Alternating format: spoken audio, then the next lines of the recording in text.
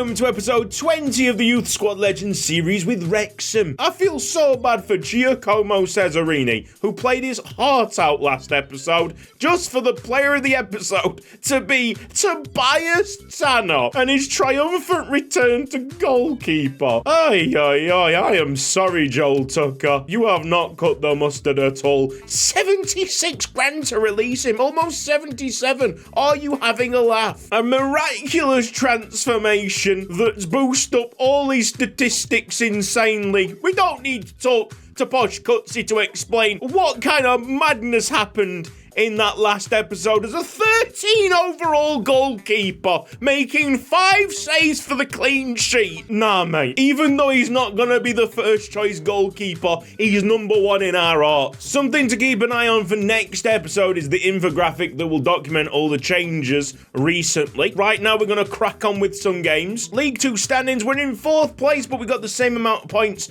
as 2nd place Mansfield Town. Promotion looks kind of likely. Next up, Accrington Stanley at home, which should not be that much of a problem. They're playing on the counter-attack. A few players to look out for. Coyle as the key defensive player and Longello as the key attacking. Last 5 matches, they've won 3, so they're in a decent spot of form. Is this literally it? Have we not got any reserve players anymore? We are running it quite light, aren't we? So welcome back for Spencer Neal. The pre-game opportunity will be +1 on dribbling for 5 successful take-ons by a midfielder. With Maka and Lull having 75 dribbling apiece, I think it's smart for us to go to Tomoharu Yoka, as we seemingly always do. It's Wrexham against Accrington Stanley. It's getting rather late here, but we're still going to try and pack this thing with energy. Say about 11 p.m, the neighbours will not be happy after 2 of the most absurd episodes. Surely we got a bit of normality on the horizon here for Wrexham. Ball in from Lul Lawyer trying to find the head of Sorin Dari. Trick pass from Ben Smacker. Dari's opened up. This could be controlled. Shot by Tomoharu Yoka. Maka could go for a long shot if he gets the space. Play into Zviro van Dinteren. Oh, come off it. I think I'm getting a whiff of Obi Jackers, mate. What a player. I'm obsessed by him. He's absolutely brilliant. Look at the way he takes this. Side-footed. And bearing in mind, even as a striker, he's only 52 overall. He plants it, he places it so beautifully in the top corner. You just get random players like that who just know how to find the back of the net. Control by Zviro. Get more people involved. Benchmaker onto Sorin Dari. Looks up at a wall of defenders. Tomoharu Yoka's got Van Dinteren inside. I've just figured it out. That's not Zviro Van Dinteren's afro. He's shaved that off Mikel-Okonkwo. He's got Mikel-Okonkwo's powers. Charge Danny Bins! All player, no ball. Here's Ben Smacker. It's going to cut inside, use Dari as a decoy. And Zviro Van Dinteren. Excellent run by Ben Smacker. Oh, almost resulting in a fabulous goal. Tomoharu Yoka to put the cross in. Who's going to be reaching it? It's Spencer Neal. Not a bad attempt. Always on target. Flying towards the goalkeeper. Just had time to reposition himself. Make it no problem. I must say, so far we've nullified Accrington Stanley's so-called counter-attack. That's a penalty given away by Gwynfor Owen. Me and my big mouth. Let's have a look at this instant replay. You don't really get a full show in there. His foot's in the right place, but there's just no impact with the ball. I guess it is by law then a penalty. Benzemaker's miss could be pivotal. It's Lee with a terrible effort. Wesley Purpart all over that. It's a pretty atrocious game of football. Demonstrated quite nicely with the penalty and that goalkeeping mishap. Say what you will, it's a fantastic finish by Sorin Dari. It's fair to say that we've been rather fortunate in this game. Cesarini's put in another big shift at right back. Danny Bins sniffing about for a last-minute interception. Per part to the rescue for the clean sheet. It's not like we deserved it, but certainly Accrington Stanley deserved not to score. Tranmere Rovers playing in a 4-3-3 holding. They've only won one of their last 5. McDowell on that right-hand side came through our academy, and of course, McElhenney on their subs bench could potentially make an appearance. Key attacking players, Hawks and O'Connor. So if they play the cards right, it's a very lethal attacking team. There were no real chances for take-ons in that last game, so we're sticking with it. 5 take-ons, Tomoharu Ioka for +1 dribbling. Tranmere Rovers against Wrexham. This lineup could be exciting. Sticking Worthy at central midfield. Watching him do the quick step plus. Seeing him bang it well wide. First real sights of McDowell playing in that number 9 and getting intercepted straight away by Cesarini. I tell you what, this game's got about as much energy as I've got at the moment, and I am knackered. The guys need to wake up as much as I need to go to sleep. How about that for a commentary line? Nice shimmy by Ioka. 5 take-ons needed.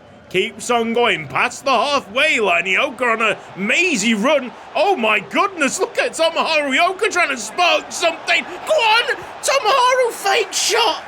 Oh wow. Yeah, that certainly brought me to life. Back stick, guys. Mark up tighter. No way you can consider that. Just the one beat. It nearly took on the entire team. Tranmere having the lion's share of possession here and look the most likely to do something if it wasn't for Tomoharu Ioka, who, yeah, again, seems to be that driving force. Dory back to Tomoharu Ioka. Mate, what a performance this has been. That is hit with some venom. Tomoharu Ioka might be short in stature, but that guy's built. Grown man right there. We shall give him the +1 dribbling on offer, regardless of what the statistics tell us. There might be a shovel load of potential there, but what I've seen so far from Worthy at central midfield is a whole lot of nothing. Danny Binns up into the midfield, but I've really not got anything to hit there, so I'm just going to have to lose the ball and reposition myself. Not the first time that we've found ourselves in a situation like that. It's good by Cesarini, mate. He's been so solid recently. We've played some hideous football. Sometimes you got to win dirty. A very dangerous free kick for Tranmere that they could set up short. Oh, they could just bash it into the top corner like that. That's a hell of a free kick, isn't it? Perpart's got a minute to get up and throw it as far as he can. Nice touch by Ben Smacker, and lucky by Ben Smacker. Off we go. It might be a solo run. Reverse pass to Dory, could be offside.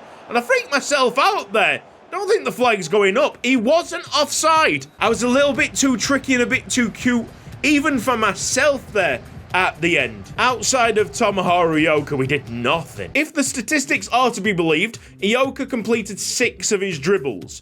I find that more near the 10 region, but even so, it's past 5 and he does get that +1 dribbling. Several days later. I seem to have returned from my grand quest over the weekend. It's been a long weekend for sure, and it's left me totally knackered, but there is a bit of good news. I don't have a cough anymore. Hey! He's back to full fitness. Took a while, took about 5 weeks. And it's been nearly 1 week since I saw any of these players on my television screen, so best off to probably start with a little squad report. Wesley Perpart is 70 overall. He's one of the best players in League 2. Tobias Tanner jumps up to 64, of course. Oscar Torres is a 58 overall. Spencer Neal's up to 60. Gwynfor Owens up to 65. Worthy is a 54 overall centre-back. Ismail Traore is 64 overall. Thierry Cumberbatch with 60 overall. Edo Haydar has improved slightly on loan to Sheffield United, up to 67. Kouris is now 59 overall. Giuliano Mizidjian is 62 overall. Danny Binns, 51 overall. Artak Barakat with his 63 overall. Philip Miller is 65 overall. Giacomo Cesarini is 57 overall. Frederick Mavan, 62 overall. Rodrigo Rojas, 69 overall. Chester Prudence, 61 overall.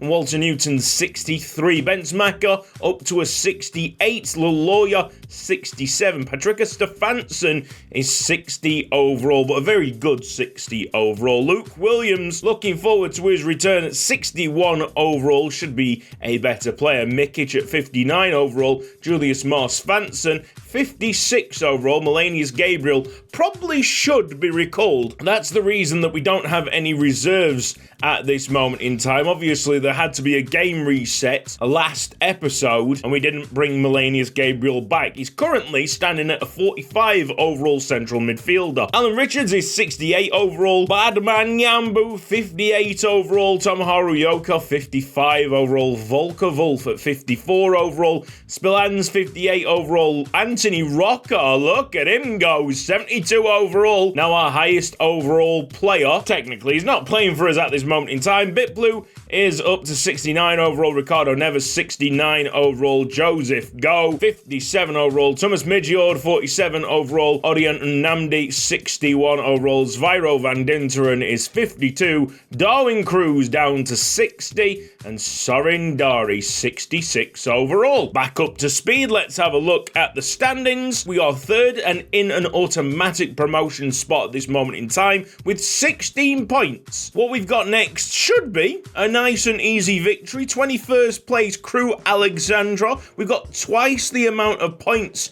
as them through this season. They're playing in a standard style 5-3-2 holding. Ronto is unavailable, international duty, so will not be playing against his former side. Key defensive player Oridian, key attacking player Kolka. Because he's bugging me and everybody else that's noticed it in the comment section, can we just focus on this glitching square in the corner right here? I thought at the start it was one of Aranactu's third-party tools that messed up the screen, but it just isn't. It's just a weird glitchy square. This might be the final chance, if not one of the final chances, for Namdi to show that he's worthy of being in the Wrexham first team. Opportunity available will be for a forward, a sprinting finish to increase their acceleration by 1, which I think could be a very interesting proposition, because to increase my finishing ability, I do slow the player down a little bit. 67 pace for both Midjord and Van Dinteren, and Namdi is somehow much quicker. Without that quick step plus, it certainly doesn't feel like it. Got good stats across the board, so maybe we just try him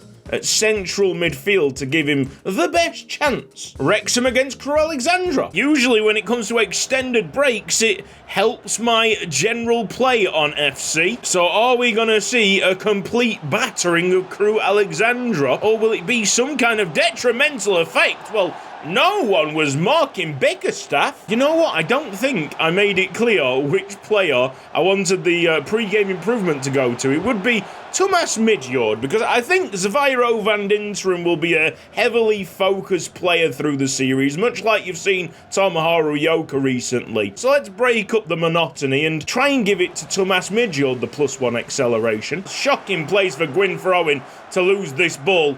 Seems very composed up to the moment where he makes a silly mistake, giving away penalties, free kicks, but he still feels way too important. Really interesting player, good defender, very error prone. Doesn't get the final touch there.